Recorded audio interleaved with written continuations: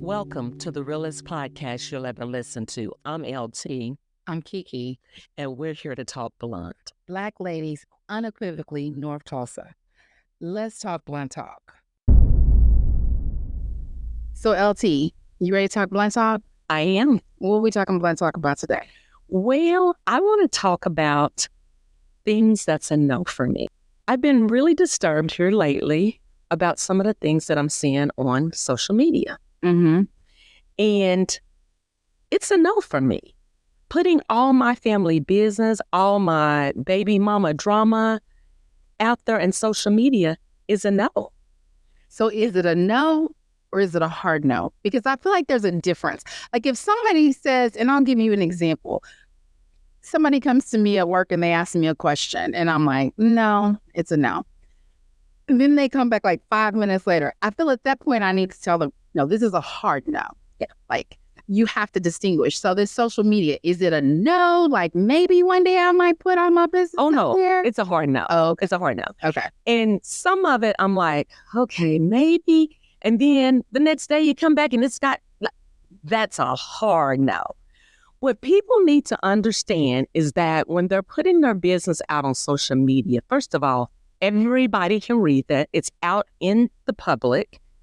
And most importantly, future employers can read that. And current employers, that too, can read that. And so that becomes a representation of you. So we should always be mindful that what we're putting out there on social media is truly a representation of who we are. Now, if that's who you are, then be who you are. But I'm just going to tell you, my business all over social media, that's a hard no for me. Well, this is where I have to challenge you. Okay, come on. So when you say my business on social media, are you talking about my kid's 5th birthday party? I got a new car, my political views. I went to the Beyonce. So let's stop because you've got several layers there. So first of all, let's go back to my child turned 5. I'm okay with that. But here's the thing. We even need to be careful with that. Some people allow it to track their locations. True. People are watching it. We got pedophiles today. We got all kind of things that become security. So that's a no for me in different ways. So what should be or what is appropriate for social media for you? I think for me, it is a great way to highlight what's going on in your life. I think we're able to stay connected. But, if me and you are having differences, we don't need to take that to social media to air that. We don't need everybody in that conversation and us going back and forth in the public about things we disagree with. We need to be adults and have a conversation offline. I agree. And I think it's interesting, not that it's a hard no for you, because I agree with that hard no when it comes to disputes, when it comes to, family issues. Mm-hmm. But I think that's where social media has it's that monster in the closet that's gotten way out of hand, and where do we rein it in? Where's the line with the hard no? Well, I can tell my age on social media, but I'm not going to tell you where I live. Right. There are certain things that, whether we want to believe it or not, you Google and different things about people. This is true. So this is true. I think from an employer standpoint, because you brought that up earlier, mm-hmm. I think employers have to balance an employee's social life mm-hmm. with the work that they do and contribute to every day. Correct. I mean, for me, I don't want people to judge me based on, and I don't have anything that I think is horrible out there on social media. But if I want to voice my opinion about something political, which I don't typically, or if I want to voice my opinion about Target versus Walmart, I don't know, whatever it is, I just don't think that should be held against you from a job. And it kind of gets a little bit gray for me, because I think when you bring employee into it, you bring somebody's livelihood. Yes, as individuals, we should know there's a time and place for everything. Mm-hmm. But unfortunately, with generations that have grown up with social media, a lot of that is posting their information online. And I don't think I have a problem with that. I do believe that people go overboard with their political views online, and I'm quite frankly not looking forward to political season that is upon us. For that very reason, I've been known to decrease my friend list during the political season. And not because people have different views on me, it's the extremists that I have problems with. And I know that's another show for another day about our political, but those aren't the things that I have a hard no about unless they are going to extreme. It's really about when we start to act out of character. Like I said, the arguments that go on. Here's one that also annoys me. I left a job, and I just believe you're a professional. Or you need to be a professional. And so when you leave a job, you leave it, you're going into better circumstances, hopefully, and you don't look back. So to come on social media and air all about that job, I'm sorry, that's not professional. And that shows you in a bad light. As far as employers, I made the comment that employers are watching that. However, personally, I choose not to go there and look. I know people do, but I don't. I don't want to go out there and be influenced by what's out there. So I purposely make it a point, which I think is another thing that's a hard no for me. I've interviewed people that will turn around and send me friend requests, and I'm kind of like, no, I'm not. We're not going to do that. We're not going to do that. So that's just one of those. That's just one of those things that it's a line in the sand. But what's a no for you? Well, I have some that are not social media related, but before we leave that topic, I will say a hard no for me on social media is friending someone who I work with. And that for me is just, I'd said in previous shows, I have an HR background. And, not telling my age, but my gray hair is real. It's not color. So before social media became this monster in the closet that we don't have any control over anymore, I remember when, we would get these calls from managers who'd say, oh, she took a sick day, but I looked on her social media account and she's at the lake and I think she needs to be fired, and I'm like, first of all, your PTO is your PTO. But, that's where it was going. So in my mind, it was like, click, don't put people on your social media page who you work with. Right. Like I said, that was several years ago when social media first started to really become active, and I stayed true to that. And some people, oh, I can't believe you're not going to friend me just because we work together. Well, and honestly, better than anybody, I'm probably on social media the least. True. But I just didn't want to respond to things from a year ago. Yeah, I do that. I'm that one. I understand it. It was 5 days. You're like, we moved on. Yeah, and I'm like, okay, I just saw it. But I just believe that, if I wanted you to know those things about my personal life, like I'm celebrating a birthday or my family member is celebrating a wedding or something, I would have included you in that. And it's nothing personal. It's just that I don't want to share all that with just anybody. My friend page are people I can pick up the phone and say, hey, I take my friend page very seriously. Think that it does become, you raise a great point, because I think it can become very problematic in the workplace, because then if you do choose to be friends, and it's like, well, who are you choosing to be friends? And then it just, the list just goes endless and endless. And quite frankly, I don't really sometimes choose to want to know or see what someone has talked about out there. Yeah. And lastly, I'll say about the social media, people need to realize, not necessarily for the reason that you raise, because that's just really a manager that's just, I believe that your PTO and your call-ins, that's your lifelines, and how you choose to use them is up to you. That's not for me to judge. Right. But social media can become a legal track, and it can play out in the legal system. So we have to be mindful. And we've seen that happen. We have seen. So let me go on to another one of my hard no's. And if you've never been to an African-American funeral, you may or may not know about this hard no.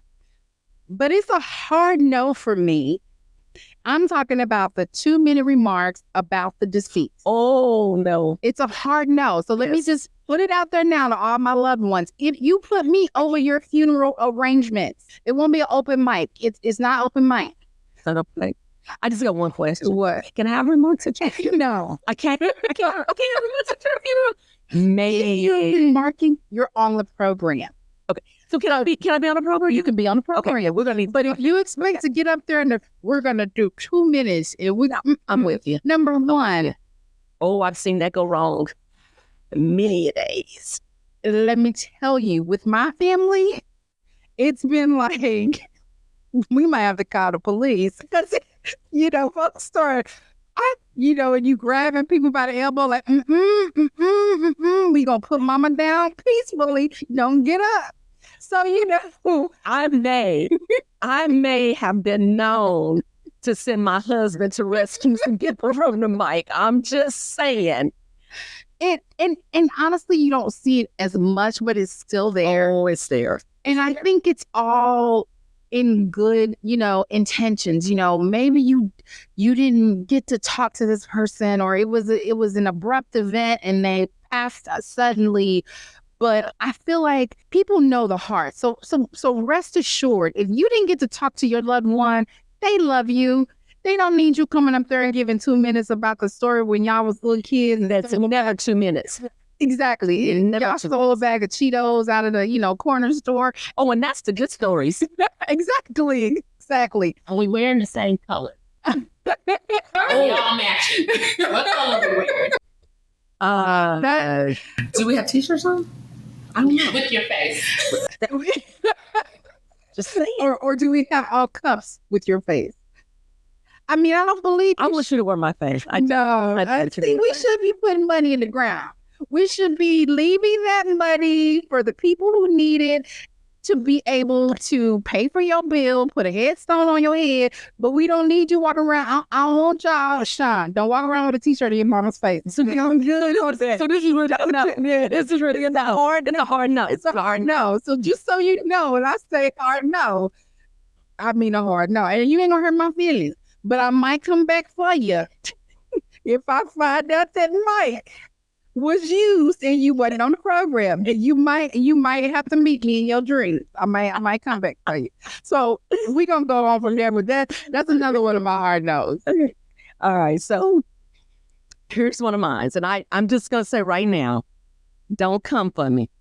Anybody out there listening, don't come for me. This is me. You may see it differently.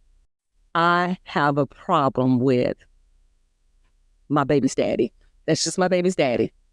That's just my baby daddy. I do. I really do. I just think it's belittling of us, and I struggle with it. Define us. Women. Okay. Yeah. Well, if we want to be real blunt, it's demeaning of women, but it's African American community who uses the language. Okay, but see, I feel like this is one of those moments where we have to break down the origin of baby daddy. Okay, here we go. And I'm not saying it's officially written in Webster. I'm just saying It's not. It's not. But when you look at, when I think about, because this is not research based, it's just me thinking about the origin of when baby daddy came about. Mm-hmm. It was typically First of all, that's an inappropriate sentence. what? Baby daddy. You see, that right I'm there, not even talking about strict citizenship. what you're saying, right? I'm just right saying, there, you've already lost It me. came about, I believe. Now, I'm sure I'll get some corrections, some comments, and I welcome it.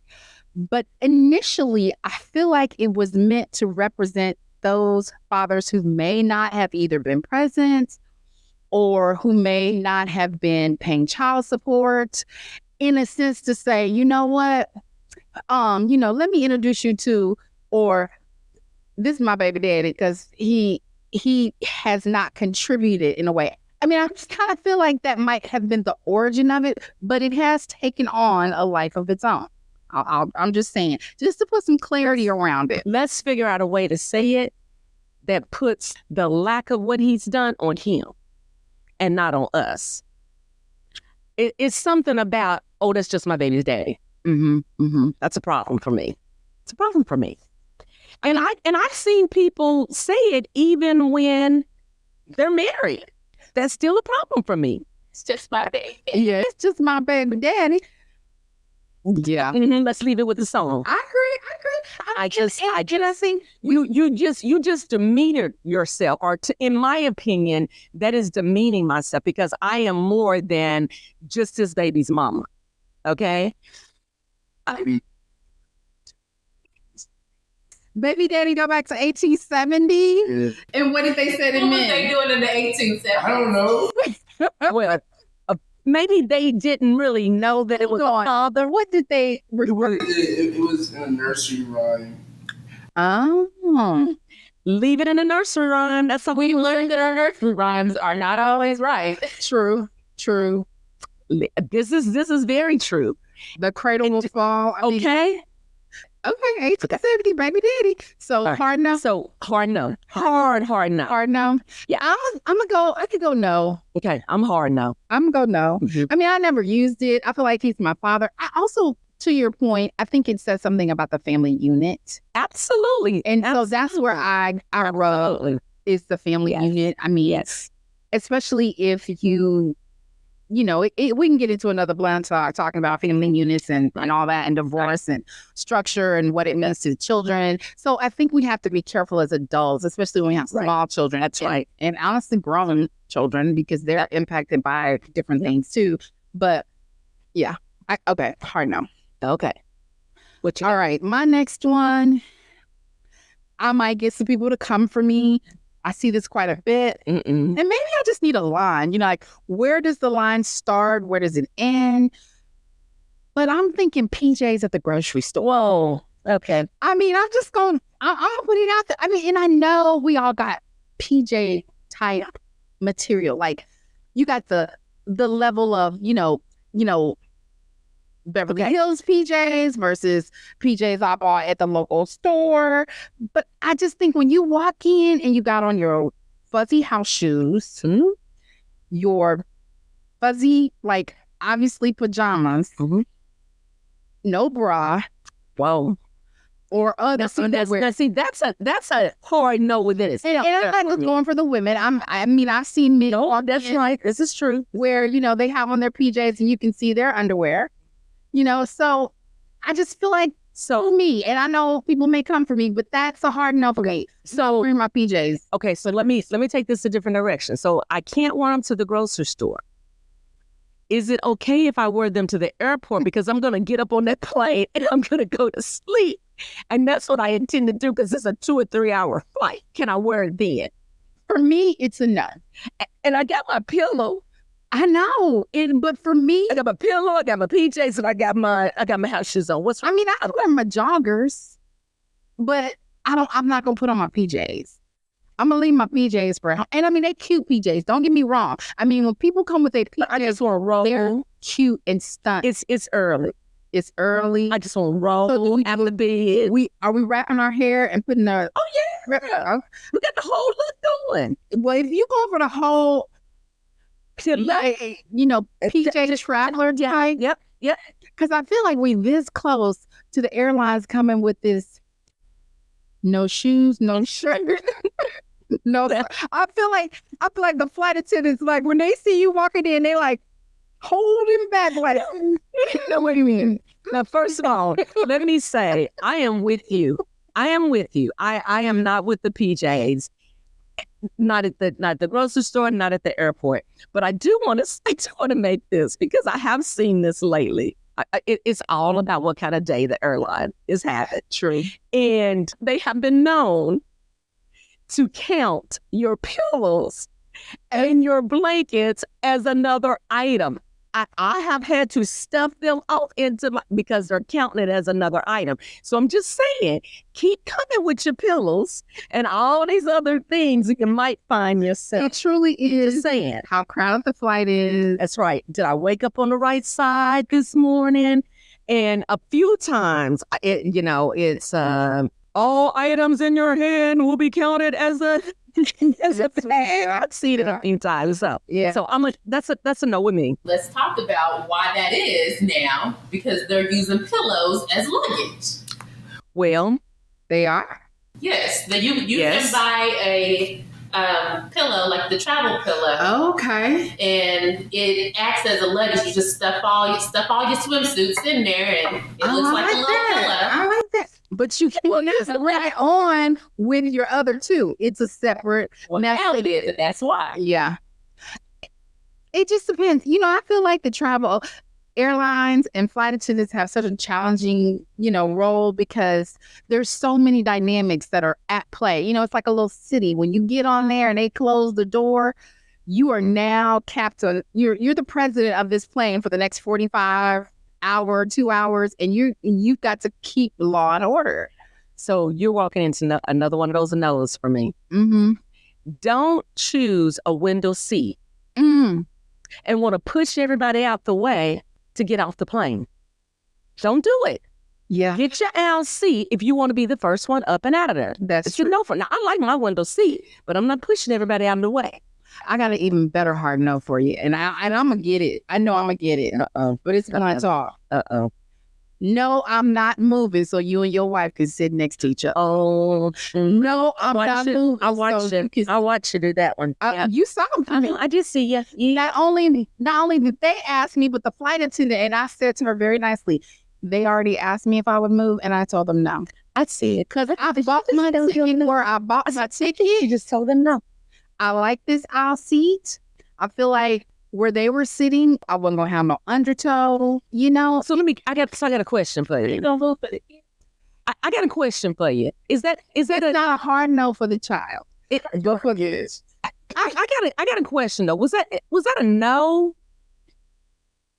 because it was a no, or was that a no because you were cranky at that moment and they were I've inconveniencing been you? asked before, and I Okay, said no. got it. Because you told me no and hard no's before too. So Yeah, I already know. there's just certain things, and I don't know. I'm very quirky like that, because my husband will say things that bother most people don't bother you. The things that most people be like, "Oh, that's cool." I'm like, nope. I was getting on a plane, and I was boarding in a couple, one of the last boarding calls, and I get to and I purposely choose aisle seats. I don't care if I'm sitting at the back or the front. I choose the aisle seat, one, because I inevitably gonna have to go to the bathroom, and two, I want to stretch my knee out. And so in order to be able to stretch my knee and my leg, I need to be on the aisle. So those are my two reasons why I choose an aisle seat.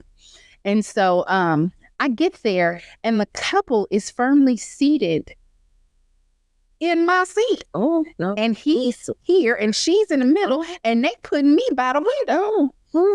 And I politely looked down at my ticket and I said, hi, you're in my seat. Oh, well, so they gonna get out and let me in. I said, no. That's your seat. This is my seat. I'm on the aisle. Guess who was in the middle? He was. Oh, yeah. So, we had a nice little nonverbal trip, but that was okay. That usually does set the stage for that. Yeah, it was with nobody saying like, hey, what's your name? What are you traveling to? Yep, how are you today? Exactly. It was a nice little It was already round. nonverbal. Let me put my headphones on and go the rest of the way. But to me, there was an assumption there that because I was coming in last and the third row was the window seat, I was going to say, oh, no. You guys sit there. I'll take the window. Because people assume that a window is considered a luxury. And people don't understand. Some people really do want the aisle. Yeah. And so you're right. I personally, because I've been in those situations where me and my husband have been in different seats, very rarely, but I have been. I would ask somebody if they would switch, if it's an equal switch. Mm-hmm. Like if you got a window, I got a window, can we just flip? But when you, yeah. So I got told my husband, I'll let you get a plane. Because guess what? We've been together 30 years. Me not sitting with you for that 1 or 2 hour flight is not going to break up my relationship. now. I'll check you on we can meet at baggage claim for the hotel. It's up to you because we're solid here. 30 years and kicking it. So That sitting together on the plane ain't gonna make a break us. So I'm getting ready to go to another hard no, but I gotta stay here for just 1 second because my husband,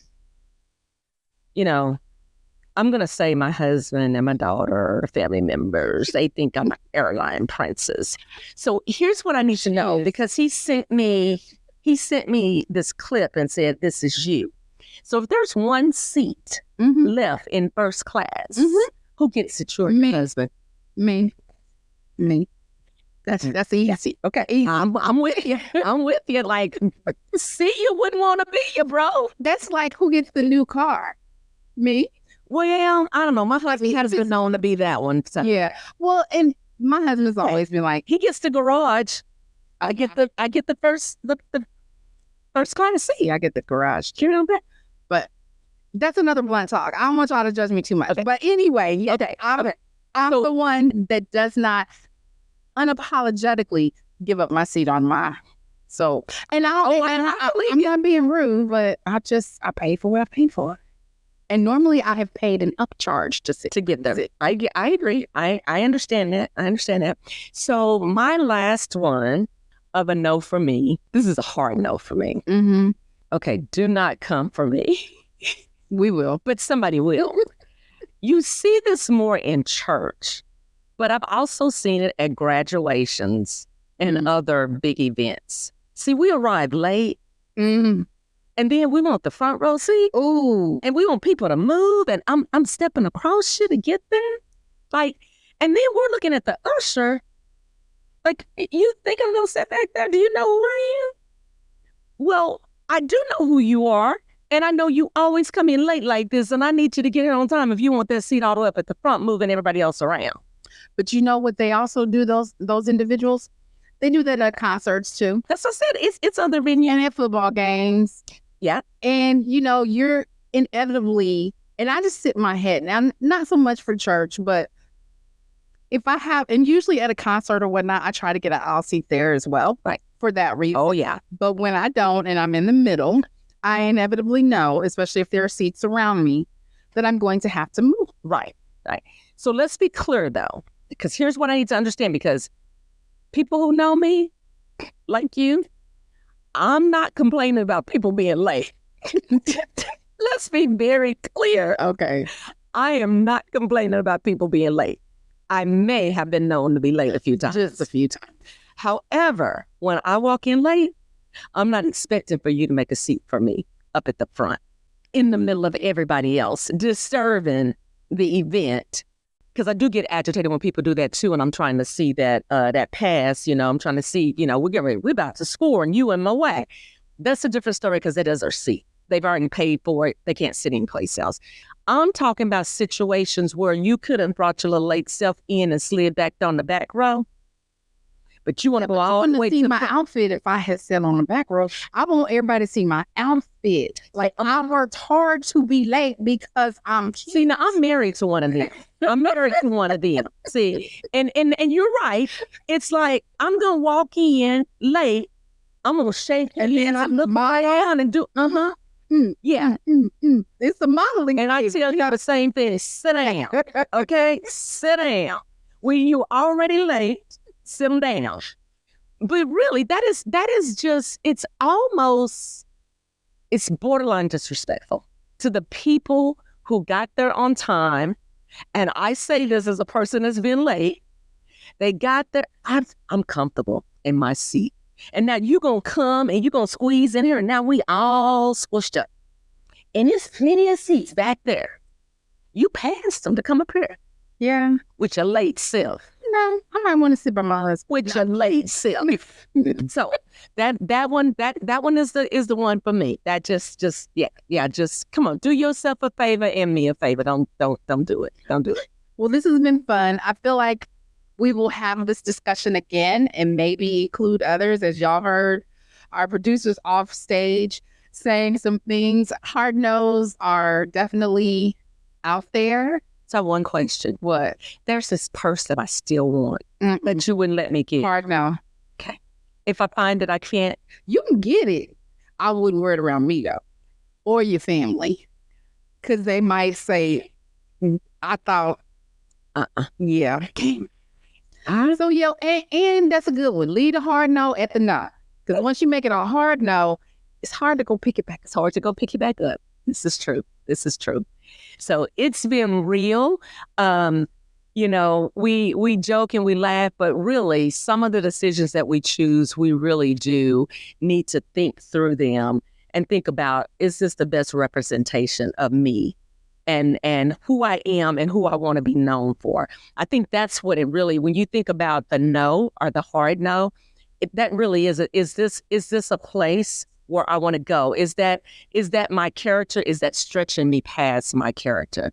And I think that's really what it comes down to when you think about a no versus a hard no. Well, I think to flip that, hard no's create boundaries. Exactly. So in some cases where, you know, on a very serious topic, there are some things that may be threatening your safety or whatnot, it's good to have that hard no. Absolutely. So it's okay. And this whole conversation has been about barriers. Like, this is where I draw the line. This is my barrier. We recognize it may not be yours, but this is barriers that we have. And we've made light of some things, but there are other barriers out there that we need to have. So it's okay to say no to things. I think that's the whole point of this conversation is, if it's not for you, don't apologize for that. It's not for you. It's okay. You're not hurting someone's feelings just because you're doing something that may not be mainstream. Exactly. And it doesn't mean that you got to get on board with what everybody else is doing. That part, yeah. It's all right. It's a wrap. Blunt talk. Blunt talk.